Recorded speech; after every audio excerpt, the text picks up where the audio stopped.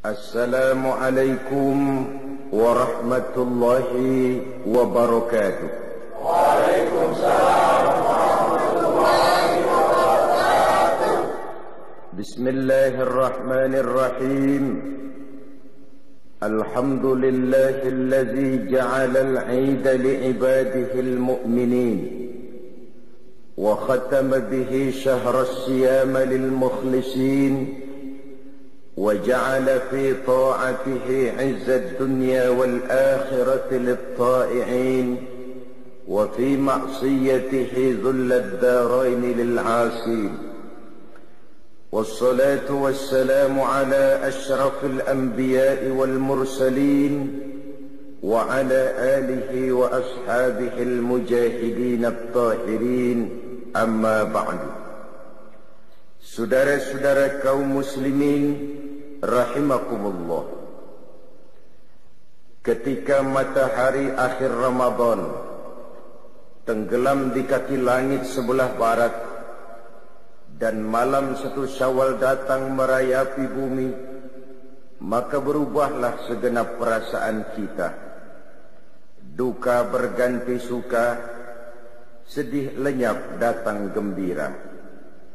Kita kumandangkan kegembiraan dan kebahagiaan ini melalui ucapan takbir dan tahmid yang menggema bersaut-sautan dari rumah yang satu ke rumah yang lain, dari masjid yang satu ke masjid yang lain, bahkan dari kampung yang satu ke kampung yang lain.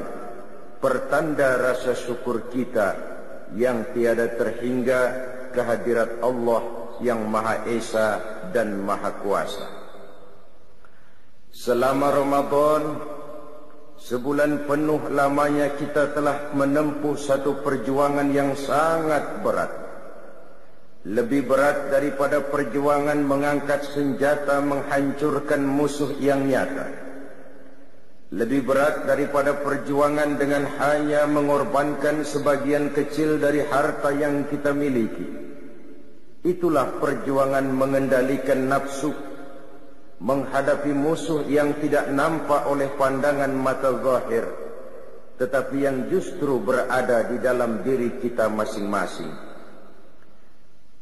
Kita kibarkan panji-panji kemenangan dan bendera kejayaan melalui ucapan takbir dan tahmid tadi, pertanda rasa syukur kita setelah sebulan berpuasa, melatih diri, membina takwa, mengharap ridho. Banyak di antara kita umat Islam terlalu berpegang kepada kulit luar saja di dalam merayakan Idul Fitri atau Lebaran ini.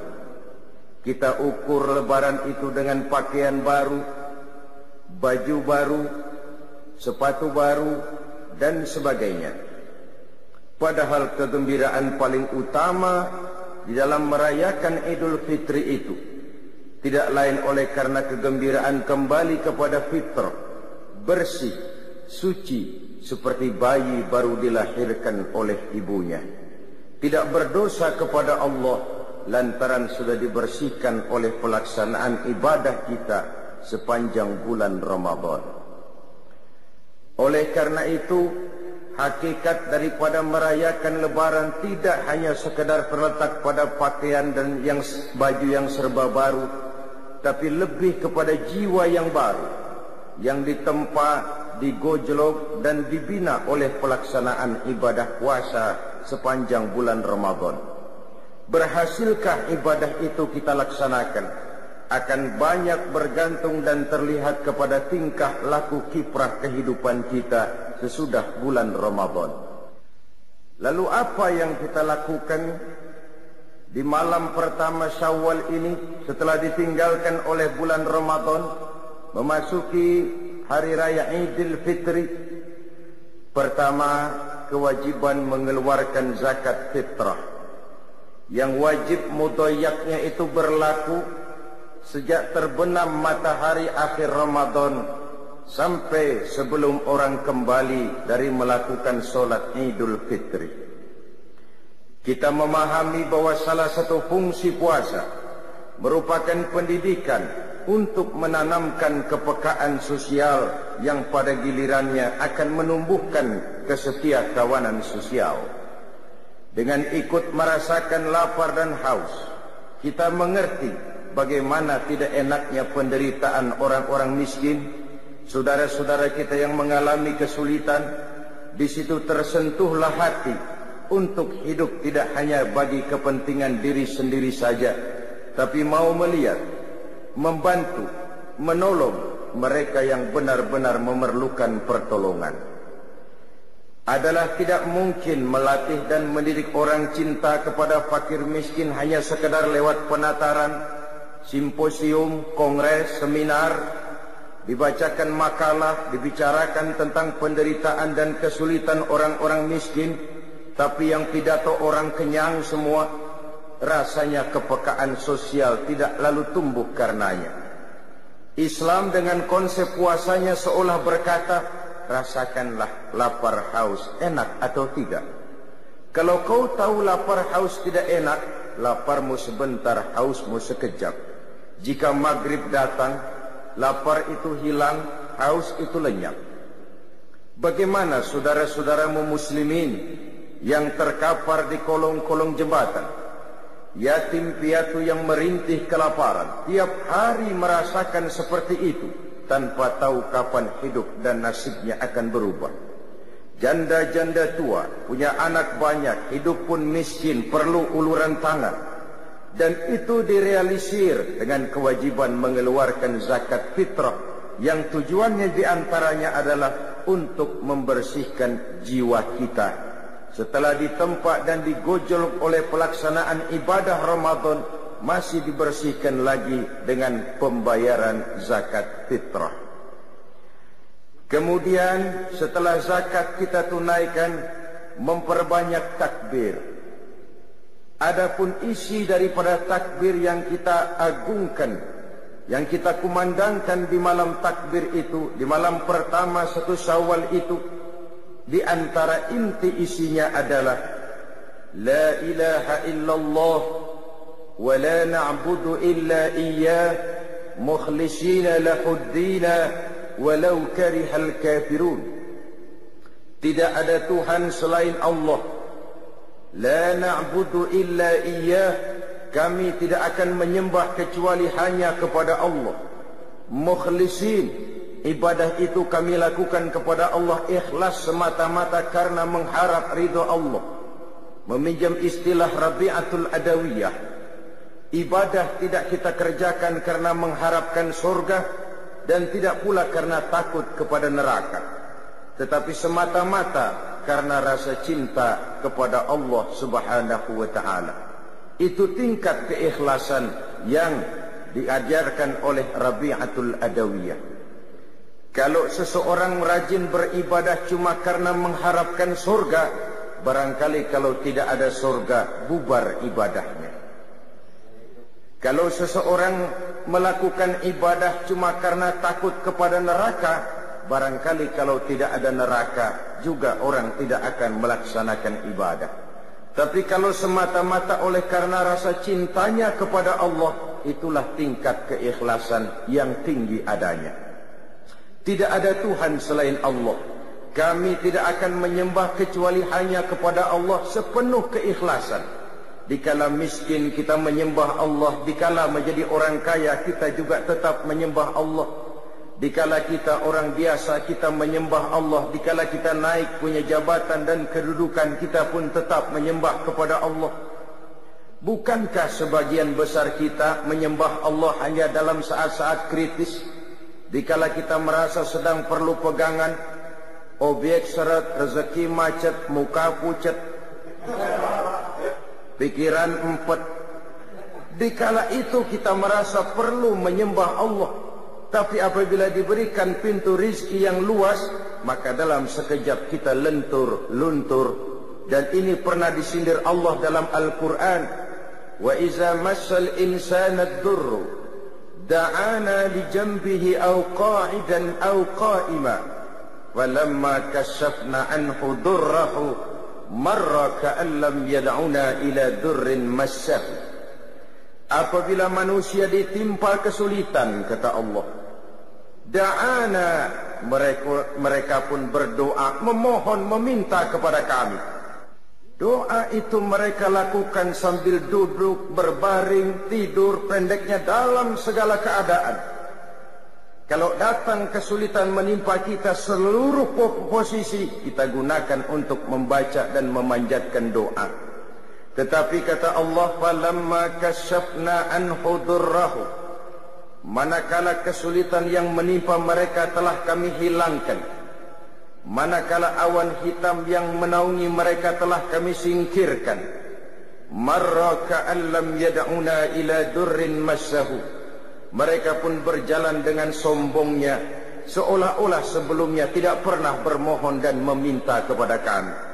Ini adalah watak umum dari manusia. Hilang keikhlasannya, hanya memerlukan Allah dan agama pada saat-saat ia kepepet, menghadapi segala macam problema yang sulit terpecahkan. Dan apabila ia berada dalam satu kondisi yang luas, lapang, segalanya menjadi miliknya, ia pun berjalan dengan sombongnya, seolah-olah sebelumnya tidak pernah bermohon kepada Allah. Maka takbir yang kita kumandangkan mendidik dan mengajarkan kita untuk menyembah Allah dengan ikhlas dalam segala keadaan. Walau karihal kafirun, walaupun orang-orang kafir tidak senang dengan hal semacam itu. Orang-orang kafir tidak akan berpangku tangan sampai kita bergeser tidak lagi menyembah Allah Subhanahu wa ta'ala, tetapi ikut menyembah Tuhan mereka, ikut ke dalam agama mereka. Dan itu kita ikrarkan, apapun yang akan terjadi, kami tetap berkeyakinan tidak ada Tuhan selain Allah.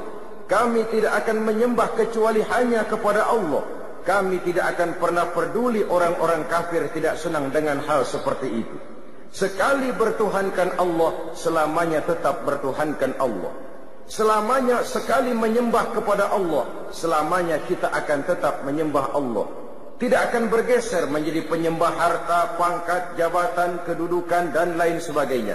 Konsisten dan konsekuen. Lalu yang kedua dari isi kandungan takbir yang kita kumandangkan itu, la ilaha illallah wahdah, tidak ada Tuhan selain Allah, Ia Maha Esa, tidak beranak, tidak diperanakkan, tidak satupun yang bisa diserupakan dan diumpamakan dengan Dia. Sadaqa wa'dah, Allah Maha membenarkan segala janjinya. Allah Maha benar dengan segala janjinya, bahwa orang-orang yang beriman dan beramal soleh akan mendapat kebahagiaan di dunia dan di akhirat, bahwa orang-orang yang ingkar dan pembangkang akan menikmati juga azab yang teramat pedih. Allah Maha benar dengan segala janjinya. Tidak pernah sedikit pun Allah akan ingkar janji. Bahwa orang baik-baik akan ditempatkan di surganya, dan bahwa orang-orang jahat akan ditempatkan di nerakanya. Itulah janji Allah dalam kehidupan ini. Sadaqa wa'dah, Maha benar Allah dengan segala janjinya. Wa nasara 'abdah, dan Allah menolong hamba-hambanya.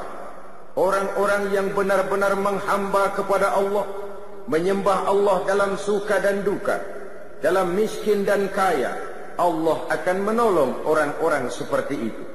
Dan apabila pertolongan Allah datang, maka tidak satu tenaga pun lagi yang akan sanggup membahayakan kita.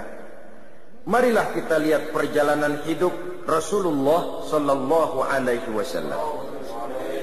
Saudara lihat ketika perjuangan dimulai pada periode Mekah.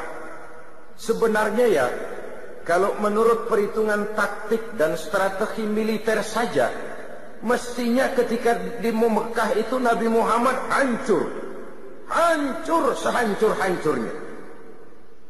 Coba lihat, kurang apa Quraisy ketika periode Mekah, kekuasaan mutlak di tangan mereka. Kurang apa? Itu yang namanya Abu Jahal, Abu Lahab, Abu Sufyan. Segala daya dan dana mereka kerahkan. segala kekuatan dan kemampuan mereka curahkan untuk menghancurkan Nabi. Sejak diteror mental dan fisik, difitnah, dicaci maki, dilontari kotoran unta, dikucilkan di kampung bernama Syi'ib, sampai terjadi kemufakatan untuk membunuh Nabi, terjadi kemudian peristiwa hijrah. Kalau menurut perhitungan otak mestinya hancur, ternyata tidak hancur. Itu jelas ada faktor X. Dan faktor X itulah yang kita istilahkan dengan nasrum minallah, pertolongan dari Allah subhanahu wa ta'ala. Tidak mungkin, kata kita. Mana bisa menurut kebiasaan. Impossible, kata rasio. Tapi kalau Allah menghendaki, rasanya tidak ada yang tidak mungkin kalau Allah sudah menghendaki. Nasara abdah, Allah menolong hamba-hambanya. Menolong dengan hamba-hambanya ini jangan terpisah. Allah menolong hamba-hambanya, orang yang dengan konsekuen menyembah kepadanya dikala suka dan duka, selalu dalam pertolongan Allah. Oleh sebab itu, oleh seorang ulama kita diajarkan untuk takut kepada tiga. Allahumma inni akhafu minka, wa akhafu mimman yakhafu minka, wa akhafu mimman la yakhafu minka. Ya Allah, saya takut kepadamu. Ya Allah, saya takut juga kepada orang yang takut kepadamu. Ya Allah, saya juga takut kepada orang yang tidak takut kepadamu. Orang yang takut kepada Allah, kita takuti orang seperti itu. Kenapa?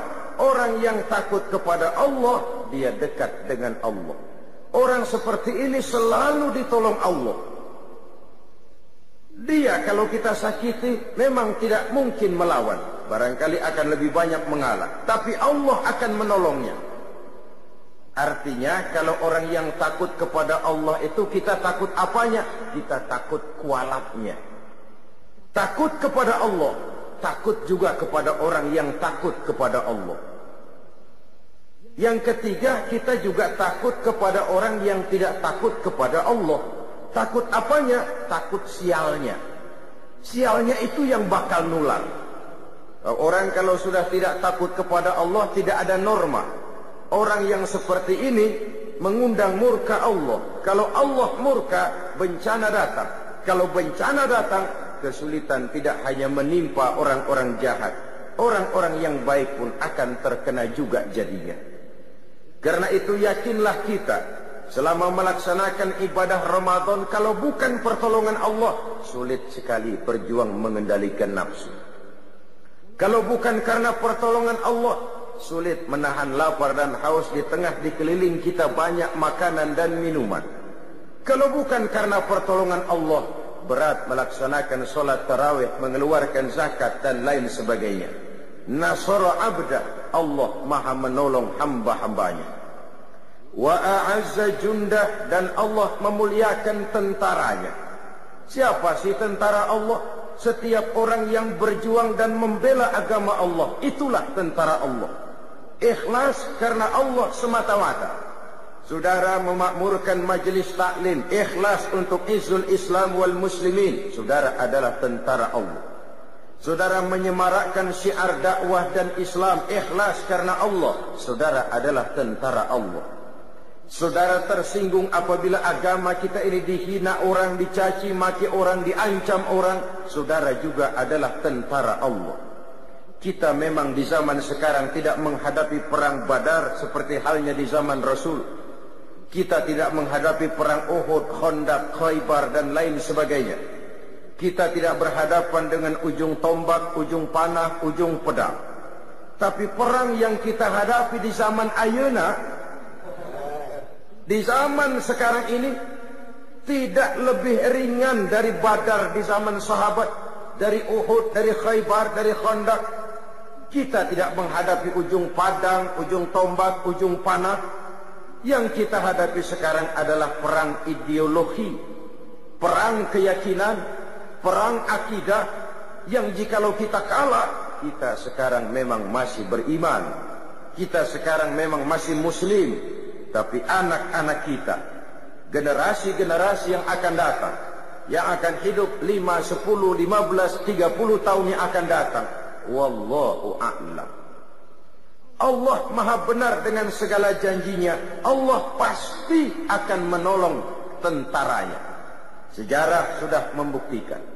Berulang kali terjadi pertempuran dalam sejarah perkembangan Islam. Dan jangan lupa, perang dalam Islam bukan untuk memaksakan dan mengembangkan agama.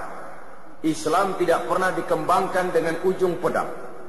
Perang dalam Islam adalah perang untuk membela keyakinan dari cercaan, tekanan, dan hinaan pihak luar. Pada awal tahap pengembangan Islam, tidak hanya sekedar perang Uhud, hampir dalam setiap pertempuran, jumlah tentara Muslim selalu lebih kecil dari tentara-tentara kafir yang dihadapinya. Entah kemenangan bisa mereka raih, entah keberhasilan bisa mereka capai.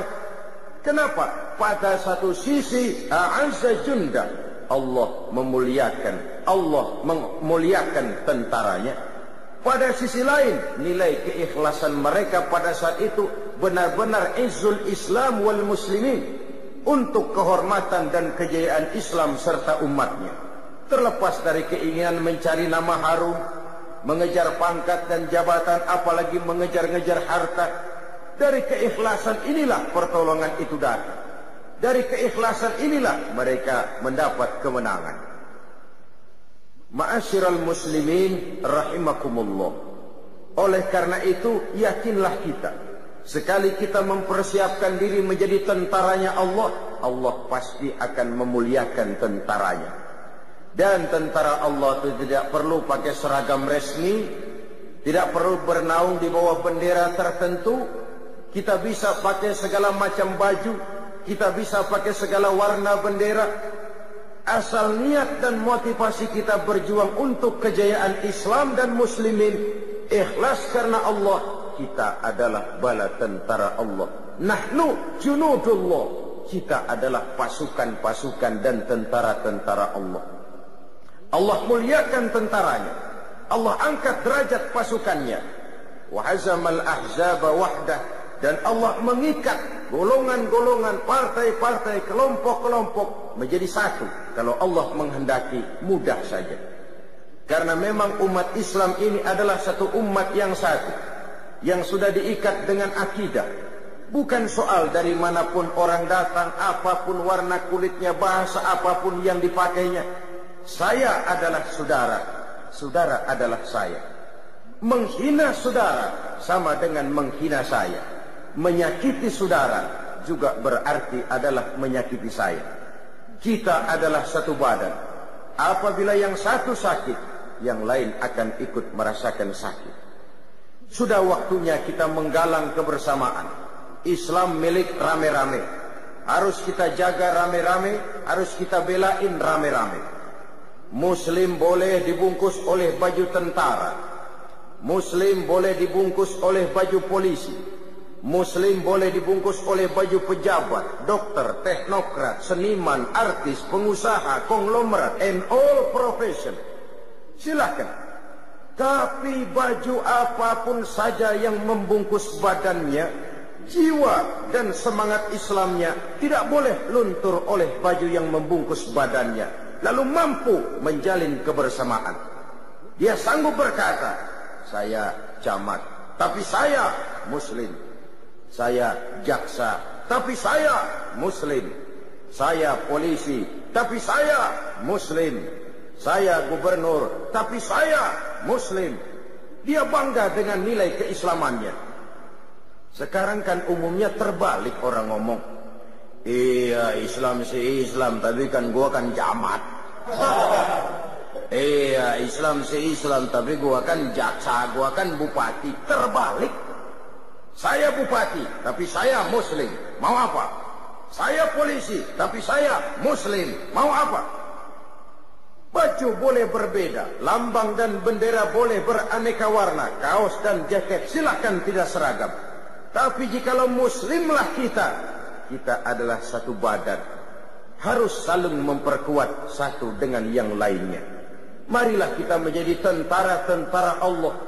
yang siap bukan hanya sekedar mengorbankan harta, tenaga, pikiran, waktu, bahkan nyawa ini pun jikalau memang diperlukan, bismillah, lillah, siap kita berikan untuk izzul Islam wal muslimin ini. Selama Ramadan kita juga sudah menjadi tentara-tentara Allah, berjuang mengendalikan nafsu, dan itu perjuangan yang lebih berat kata Nabi dari perang Badar. Seorang yang besar badannya, tinggi pangkat dan jabatannya, berenteng titelnya, bukan merupakan jaminan bahwa orang itu akan mampu mengendalikan hawa nafsunya.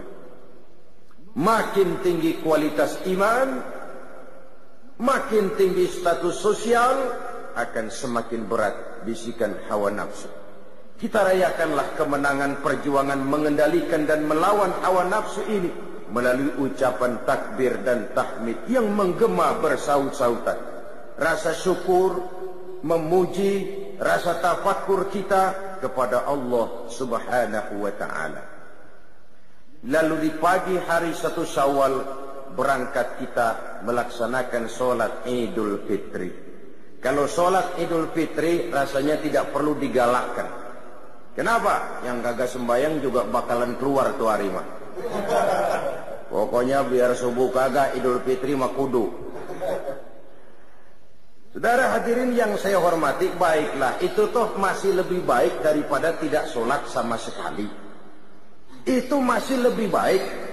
Sama saja ada orang berkata, Pak, bagaimana seseorang puasa tapi tidak mengerjakan sholat? Saya katakan, puasa tapi tidak sholat masih lebih baik daripada tidak sholat juga tidak puasa. Itulah kalau kita melihat dengan kacamata putih bahwa seseorang menjadi baik itu lewat proses.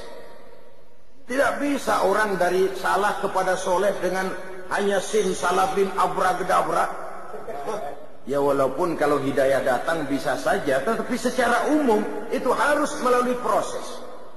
Dan prosesnya tentu bertahap, step by step.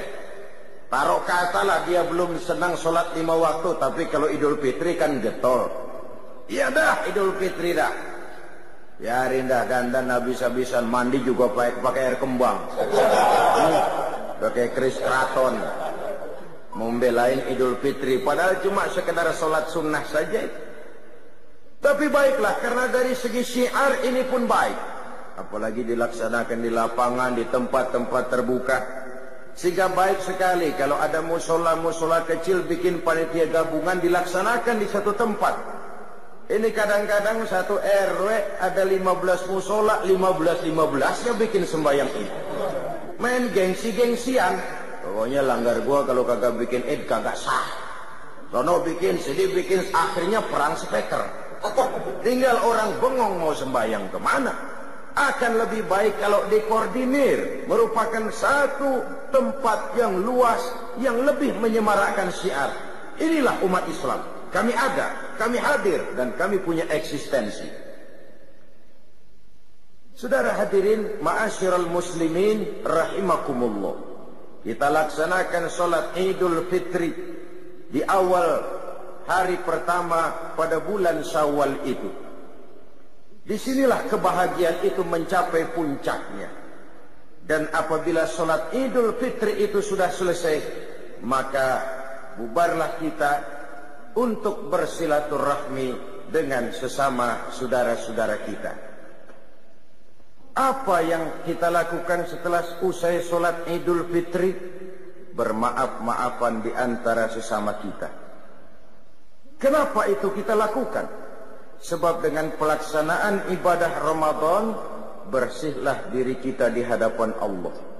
Jikalau ibadah puasa kita benar, kita kembali bersih seperti bayi baru dilahirkan oleh ibunya. Tidak punya dosa kepada Allah lantaran sudah dilebur oleh ibadah Ramadan. Saudara-saudara kaum muslimin rahimakumullah. Tinggal lagi dosa dan kesalahan kita di antara sesama manusia yang Allah belum akan memberikan maaf jikalau kita belum meminta maaf kepada yang bersangkutan. Dan yang lebih utama untuk dimintakan maaf dan ridhonya tidak lain adalah orang-orang tua kita, kaum kerabat, keluarga, sanak famili, teman, andai tolan, dan seterusnya. Dengan harapan, baiklah hubungan kita kepada Allah dan baik juga hubungan kita kepada sesama manusia. Kita adalah zon politiken, makhluk sosial yang hidup bermasyarakat. Dalam pergaulan sehari-hari, entah kecil, entah besar, entah sengaja, entah tidak, tentu kita pernah tersilap berbuat salah. Pada kesempatan itulah kita meminta saling memberi maaf. Disinilah hakikatnya kebahagiaan Idul Fitri. Pada kemenangan mengendalikan nafsu setelah berpuasa. Pada sikap saling maaf memaafkan. Kalau hanya sekedar pakaian baru, baju baru, makanan baru, sendal baru, mobil baru, istri baru, saya kira itu satu kebahagiaan semu. Saya tidak bisa mengerti bagaimana orang merayakan Lebaran begitu gembira dengan baju baru, sepatu baru, makanan serba ada, tapi puasanya amburadul, tarawihnya tidak pernah. Kebahagiaan apa yang dirayakan dalam kondisi seperti itu? Kebahagiaan semu, tidak lebih daripada kebahagiaan lipstik yang cuma sekadar kulit luarnya saja. Maka isi daripada berlebaran adalah berhalal bihalal, bersilaturahmi. Wabitulah tradisi orang-orang tua kita baik sekali.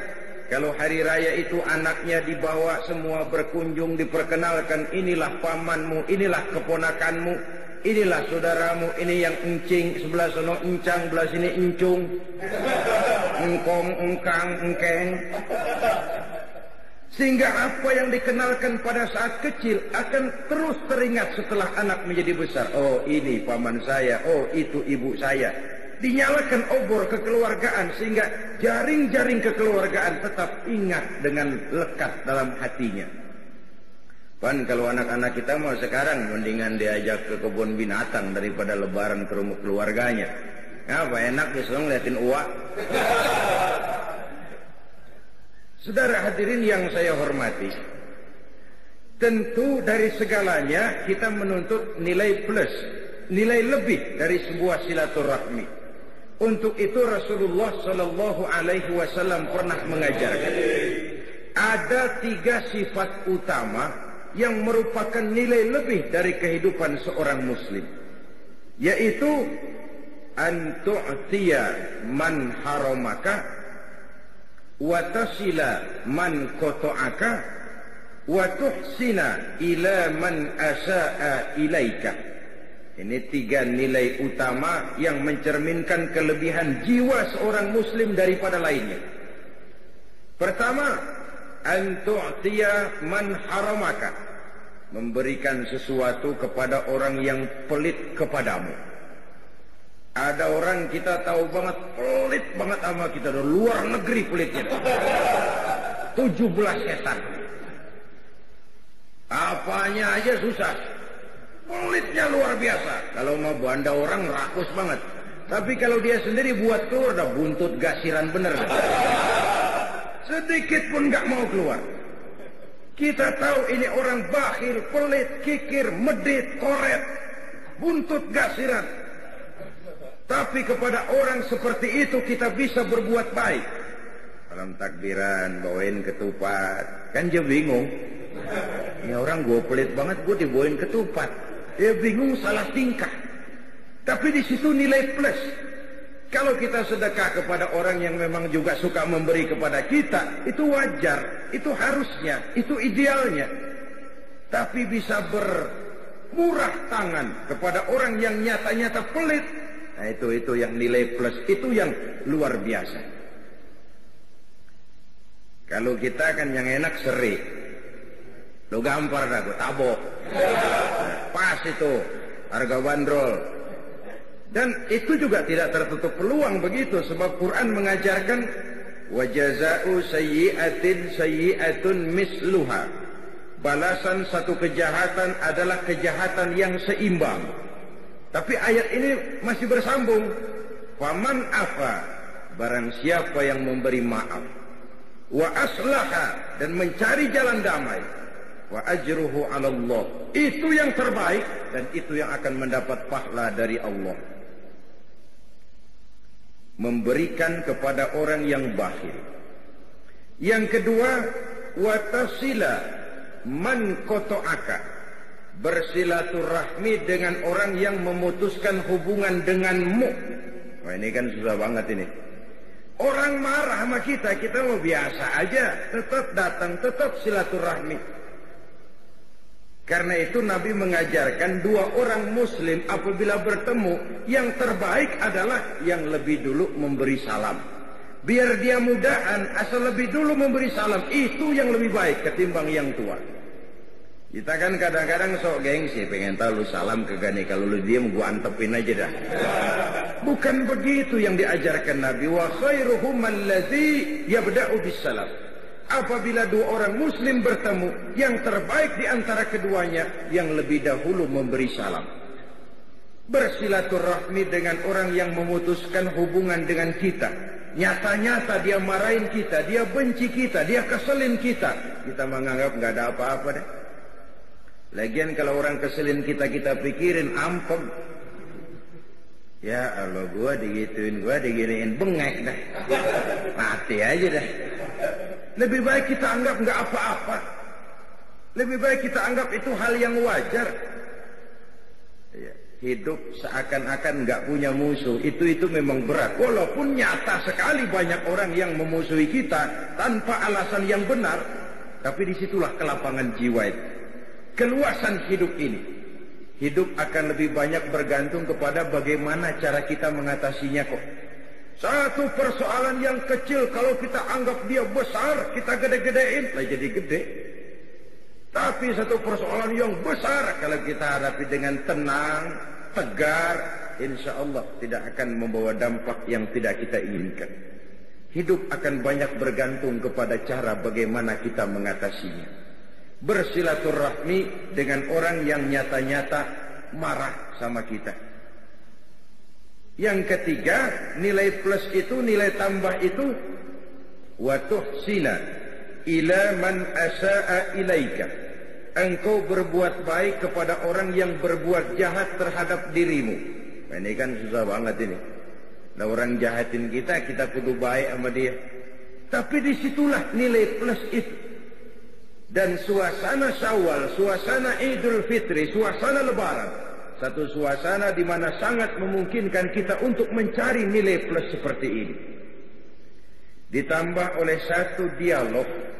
Satu hari ketika sedang kumpul dengan para sahabat, baginda Rasulullah sallallahu alaihi wasallam pernah bertanya, "Atadruna manil muflis?"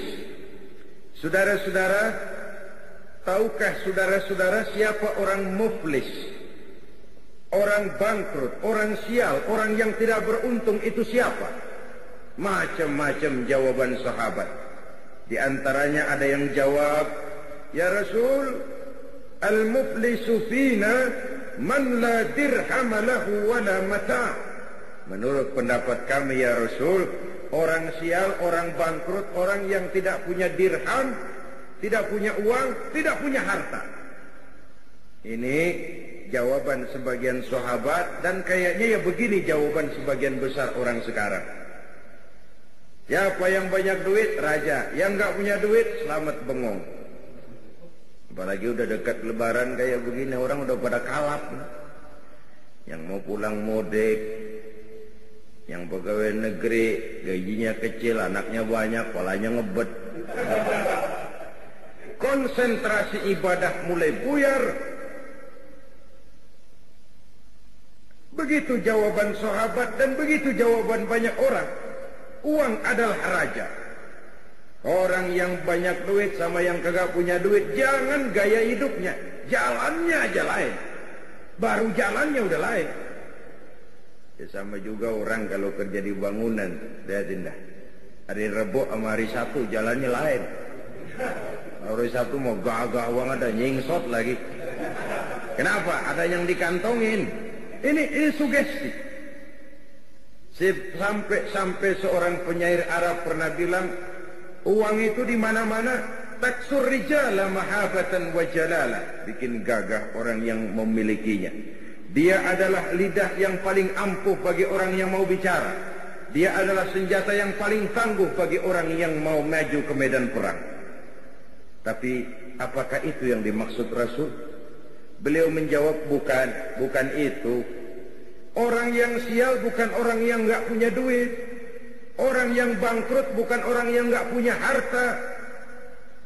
Lalu siapa ya Rasul? Innal muflisa min ummati. Orang-orang yang sial, yang bangkrut dari golongan umatku. Rasul tidak bicara Yahudi, Nasrani, Majusi. Umatku. Kita ini. Siapa mereka? Kata Rasul, mayyati yaumal qiyamah bisolatin wa siyamin wa zakatin. Orang yang di hari kiamat nanti datang menghadap Allah dengan membawa pahala puasa, pahala zakat, pahala solat, semua dia bawa. Dia setorkan kepada Allah. Tuhan, ini pahala sembahyang saya. Nih puasa yang sembahyang wajib, nih yang sunnah. Belah mari rawatib, belah sini nawafil. Laporan, selesai. Tuhan, ini pahala zakat saya. Tuhan, ini pahala puasa saya. Ini yang puasa Ramadan, ini yang puasa sunnah 6 hari bulan Syawal, ini yang puasa Senin Kemis, ini yang puasa Nazar. Di satu pihak dia datang menyetorkan amal kebajikan. Tapi di lain pihak kata Nabi, wa ya'ti qad syatama haza. Dia juga datang bawa dosa karena pernah mencaci maki orang lain. Wa qazafa haza, pernah memfitnah orang lain. Wa akala mala haza, pernah memakan harta orang dengan cara yang zalim. Wa syafaka dama haza, pernah mengalirkan darah orang lain tanpa alasan yang benar. Kalau ini yang terjadi, di satu pihak datang membawa pahala kebaikan, di lain pihak datang membawa dosa karena menyangkut urusan manusia, apa yang terjadi? Lagi enak-enak dia laporan, Tuhan nih pahala sembahyang saya nih. Datang orang dari sebelah kirinya, ntar dulu Tuhan. Apa mas? Ini orang memang benar tukang sembahyang. Cuma waktu di dunia saya pernah dicaci maki tanpa salah. Di depan umum habis dibikin malu saya, diperong muka saya. Hancur hati saya. Karena kelemahan saya tidak sanggup menuntutnya di dunia. Sekarang saya menuntut keadilan. Benar. Ini orang pernah kamu caci maki. Benar Tuhan. Kamu belum sempat minta maaf sama dia. Benar Tuhan. Jinain pahala sembahyang lo tuh. Kasihin tuh orang yang kamu caci maki. Habis orang yang mencaci maki, datang lagi yang lapor. Tuhan, ini orang memang tukang puasa. Tapi ketika di dunia saya pernah difitnah. Hancur nama baik saya karena fitnahnya. Di dunia saya tidak bisa menuntut. Sekarang saya menuntut keadilan. Benar? Benar Tuhan. Kamu belum minta maaf sama yang bersangkutan? Belum Tuhan. Jiniin pahala puasamu, kasih orang yang kamu fitnah. Datang lagi Tuhan, dia memang tukang bayar zakat, sedekah rajin, tapi nyolongnya lebih gede dari sedekahnya. Harta saya dimakan dengan cara yang zalim, saya menuntut keadilan. Betul? Betul. Ayo, pahala zakatmu kasih orang yang kau makan hartanya dengan cara yang zalim. Fa in faniyat hasanatuhu qabla an yuqda ma alaihi.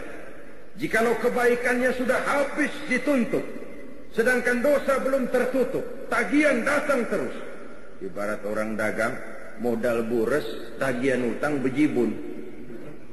Kan ngebet pala. Bangkrut.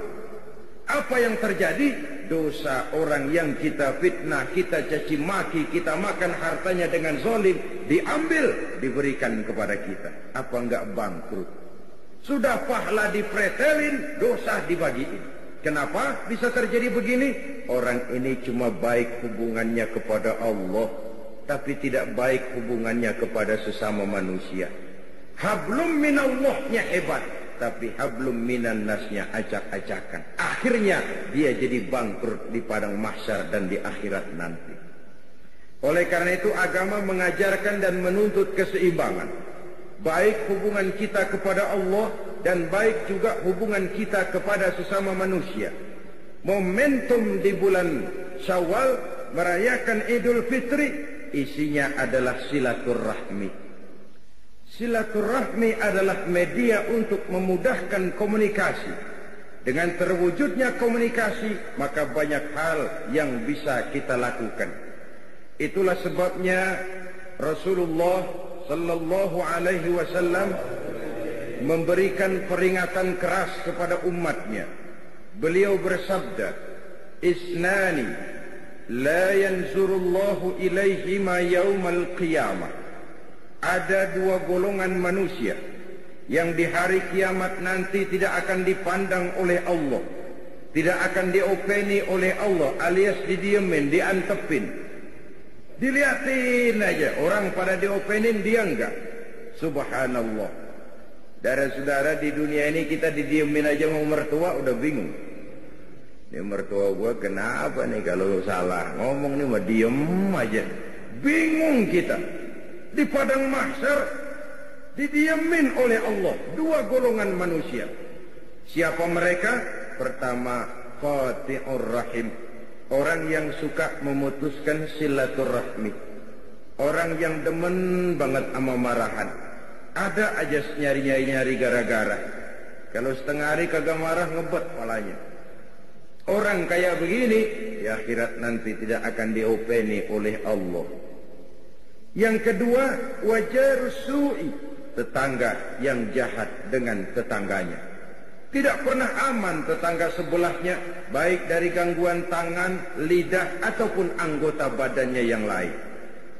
Kunjung mengunjungi dari rumah satu ke rumah yang lain, dari keluarga yang satu ke keluarga yang lain, menandakan kegiatan di hari raya Idul Fitri itu. Selebihnya adalah menjaga semangat Ramadan. Ini yang terpenting. Kalau pelaksanaan ibadah puasa kita berhasil, maka itu akan membentuk jiwa, semangat, dan gaya hidup sesudah Ramadan. 1 bulan mewarnai 11 bulan. Kan begitu. Kita sering terjebak kepada rutinitas ritual. Solat kita tidak mewarnai gerak hidup kita antara solat ke solat. Apa yang kita kerjakan antara subuh dengan zuhur tidak diwarnai oleh subuh kita. Haji tidak menyebabkan wawasan kita makin bertambah. 4-5 kali mondar-mandir Jakarta Mekah pergi haji, tapi piciknya tetap macam katak di bawah tempurung. Wawasannya tidak lalu terbuka walaupun dia sudah melihat Islam dalam skala yang makro. Ketekunan puasanya tidak menyebabkan kesetia kawanan sosialnya lalu tumbuh. Zakat yang dia keluarkan bahkan merasa bahwa dia lebih hebat dari orang yang menerima. Padahal belum tentu. Kita mengeluarkan zakat, hakikatnya hanya melaksanakan satu ibadah. Tidak berarti bahwa yang mengeluarkan zakat merasa diri lebih hebat dari yang menerima. Tidak berarti begitu. Oleh karenanya, bagaimana kita menjaga dan memelihara semangat Ramadan di luar Ramadan. Jangan selesai Ramadan malah merdeka. Ramadan rajin ke masjid, selesai Ramadan bubar ke masjid. Tinggal masjid sepi, apalagi subuh, imam doang berdua tikar. Ramadan kita rajin membaca Al-Quran, selesai Ramadan, selesai baca Qurannya. Menjaga dan memelihara semangat yang telah ditempa dan digojlok oleh pelaksanaan ibadah Ramadan. Apa di antaranya? Kemampuan mengendalikan diri. Jangan lupa unsur pengendalian diri pada saat Ramadan bukan hanya pada waktu siang ketika berpuasa, tapi justru pada waktu malam. Kenapa? Malam setelah maghrib datang kondisi sudah serba memungkinkan. Kalau siang mah memang jelas makan nggak boleh, minum nggak boleh, wajar kalau di situ kita bisa mengendalikan diri. Tapi jika maghrib datang, makan udah boleh, minum udah boleh, ngerokok udah boleh. Disitulah unsur pengendalian diri pada saat kondisi yang memungkinkan. Realita kehidupannya kita lihat. Banyak orang yang bisa memulai sesuatu dengan baik, tapi sedikit yang mengakhirinya dengan baik. Memulai dengan sesuatu dengan baik itu penting, tapi mengakhirinya dengan baik itu jauh lebih penting. Sebab yang akhir itu yang akan sangat menentukan. Itu yang dalam bahasa agama disebut dengan husnul khatimah. Lahir sebagai santri, dibesarkan di tengah keluarga santri, dididik secara santri. Begitu remaja merantau ke kota besar, kena angin kota besar celeng, tenggelam di lembah maksiat, noda dan dosa, mabuk tiap malam, zina, hobi, judi, enggak karu-karuan. Dikala itu ajal datang merenggut nyawa. Itu yang disebut su'ul khatimah, jelek pada akhirnya. Sebaliknya tidak mustahil ada bajingan lahir di tengah keluarga buajing, dididik dan dibesarkan secara bajingan, masa remajanya enggak karu-karuan, masa mudanya habis di tempat kelabu. Tapi suatu saat hidayah datang, dia taubat dengan sebenar-benarnya, berurai air matanya dikala sujud menghadap Allah. Disesalinya segala dosa dan perbuatannya yang telah lalu. Dia berjanji tidak akan mengulangi lagi. Dikala kondisi seperti itu, ajal datang merenggut nyawa, dia mendapat husnul khatimah, baik pada akhirnya. Bukankah puasa membentuk stabilitas temperatur batin, agar seseorang tidak hanya bisa memulai sesuatu dengan baik, tapi juga bisa mengakhirinya dengan baik? Apa gunanya mulanya doang pahlawan, belakangannya jadi maling? Lebih baik maling duluan tapi belakangan diakui sebagai pahlawan. Kayak Robin Hood, kayak Pitung. Itu Pitung kan maling, itu Pitung. Cuman yang dia rampok penjajah kaya, tuh harta dibalikin kepada orang miskin. Oleh penjajah dia diisukan sebagai perampok, tapi oleh rakyat dia dianggap sebagai pahlawan. Mendingan dianggap maling baru kemudian jadi ternyata pahlawan, ketimbang disanjung sebagai pahlawan besar, pemimpin besar, ternyata belakangan maling besar. Memulai sesuatu dengan baik itu penting, mengakhirinya dengan baik itu jauh lebih penting, dan puasa mengarahkan kita ke sana. Lalu sikap hidup sesudah Ramadan, sabar, ulet, dan tahan uji. Itu kan gemblengan puasa. Biar lapar melilit perut, biar haus mencekik tenggorokan. Kalau maghrib belum datang, jangan sentuh itu makanan, jangan ambil itu minuman. Tunggu sampai timingnya tepat. Ini kan pendidikan juga. Zaman sekarang ini banyak orang pengen cepat kaya, tapi tidak sabar. Akhirnya menghalalkan segala cara, renten ditenggak, orang lain ditipu, judi jadi kerjaan sehari-hari, tuyul dirawatin. Pengen cepat naik pangkat, tapi enggak sabar, akhirnya jilat atas, injek bawah, sikut kiri kanan, enggak peduli teman jadi lawan jadi teman, yang penting pangkat naik. Pengen cepat terkenal tapi enggak sabar bikin yang aneh-aneh. Kan orang sekarang mah pakai pepatah Arab tuh, bul ala zamzam fatu'raf katanya. Kalau pengen cepat ngetop, kencingin aja sumur Zamzam. Bakal terkenal ke seluruh dunia, terkenal gilanya. Artinya apa pepatah ini? Kalau pengen cepat terkenal bikin yang aneh-aneh, yang orang lain kagak kerjain tuh kerjain dah. Perkara pantas nggak pantas nomor 18, yang penting ngetop dulu. Dicari yang aneh, baju yang paling aneh yang bagaimana nih, jauh bikin. Rambut yang paling aneh yang bagaimana nih, buntut tikus, jauh bikin. Ini sepatu yang paling aneh yang bagaimana, ngikut, mau pantas kek, mau kagak kek, urusan nanti. Yang penting ngetop aja dulu. Puasa melatih kita sabar. Hidup ini cuma nunggu giliran. Di balik musibah selalu ada hikmah. Cuma mata kita yang sering tidak bisa menerima kenyataan, tidak mengerti rahasia di balik sesuatu. Hidup cuma sekadar nunggu giliran. Ada saat datang, ada saat pergi. Ada yang lahir, ada yang mati. Sekarang dia miskin, esok dia naik ke atas memegang peranan. Hari ini dia di atas, lain hari dia turun ke bawah. Wa tilkal ayyamu nudawiluha bainan nas. Hari itu kami putar di antara manusia. Hidup beredar seperti roda pedati. Makanya kata orang-orang tua dulu, kalau lu lagi sehat, kudu ingat-ingat bakal sakit. Kalau sakit, kudu ingat-ingat bakalan sehat. Kalau hidup, kudu ingat-ingat bakalan mati. Kalau kaya kudu ingat-ingat bakalan miskin. Kalau nggak ingat begitu, kita akan terjebak akhirnya jadi Fir'aun kecil. Yang kaya berusaha sekuat tenaga agar jangan sampai jatuh miskin. Yang sudah punya kedudukan berusaha sekuat tenaga agar tidak turun-turun. Maka bergantungnya kepada manusia makin kuat. Padahal makin kita gantungkan hidup kepada manusia, semakin harus bersiap kita untuk kecewa. Kan begitu katanya rezeki. Ya rezeki itu kan pangkat, harta, jodoh. Itu kayak bayangan. Kita diam, dia diam, kita lari kencengan dia. Sehingga orang sering mengeluh, dasar yang bukan rezeki, ubek-ubek kagak dapat, begitu gue diam orang bawain. Itu yang namanya misteri. Oleh karena itu sabar, ulet dan tahan uji. Tidak mudah putus asa, tidak mudah bidlek, tidak mudah frustasi, lapang jiwa, luas pandangan, dan selalu husnuzon, baik sangka kepada Allah Subhanahu wa ta'ala.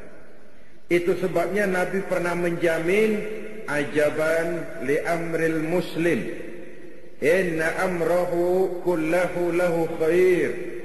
Aku heran urusan umat Islam ini.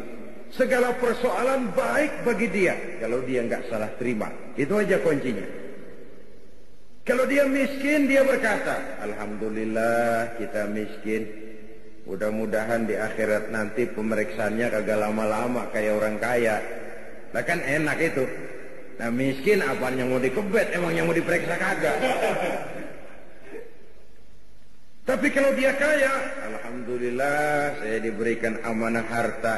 Mudah-mudahan harta ini bisa menunjang ibadah saya kepada Allah. Dalam posisi kaya, alhamdulillah. Dalam posisi miskin, alhamdulillah. Ajaban li amril muslim, inna amrahu kullahu lahu khair. Aku heran urusan orang Islam. Semua perkara bisa jadi baik bagi dia kalau dia nggak salah tanggap, kalau dia nggak salah terima. Mampu melihat hikmah di balik musibah. Sabar, ulet, dan tahan uji. Lalu sikap mental sesudah Ramadan menjadi manusia yang ikhlas, berbuat tanpa pamrih. Kenapa? Karena puasa memang ibadah abstrak. Kita tidak dapat sugesti kalau kita puasa. Kalau sholat kelihatan orang rada semangetan emang. Bayar zakat, nyantunin yatim, apalagi pakai panggil wartawan di shot dengan televisi, kelihatan kita pemurah ngasih orang. Wah, unsur sugestinya besar. Haji, apalagi haji, sekampung orang nganterin, udah kayak jenderal gitu. Orang haji itu kan perginya pulangnya raja. Unsur sugestinya besar. Tapi puasa, siapa yang mau nyemangetin puasa? Oh, puasanya hebat, puasanya hebat. Apa yang hebat orang nggak kelihatan? Unsur sugestinya kurang. Kalau toh kita laksanakan, itu tidak lain karena panggilan iman semata-mata. Maka puasa ini sulit terserang penyakit riya.